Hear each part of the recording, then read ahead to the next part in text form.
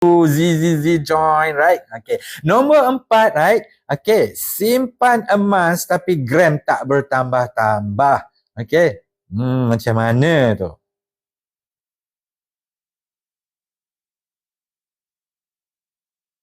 Siga Bushop, Syukri Adros, hello, right? Saya bagi contoh ya.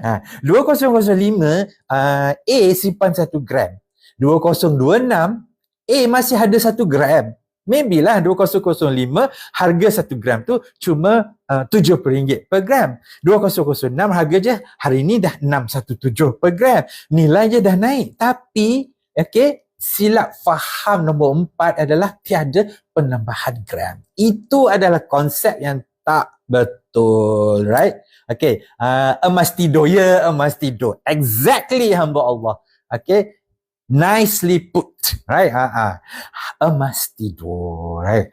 Jadi kita tak nak. Okay, ini adalah satu pemahaman yang sangat-sangat saya tak galakkan dalam penyimpanan dan penabungan emas, right?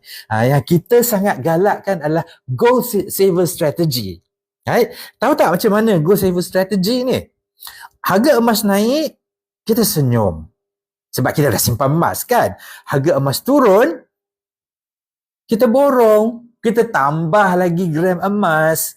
Konsep ni datang daripada penulis buku Tuan Haji Zulkifli Syafi'i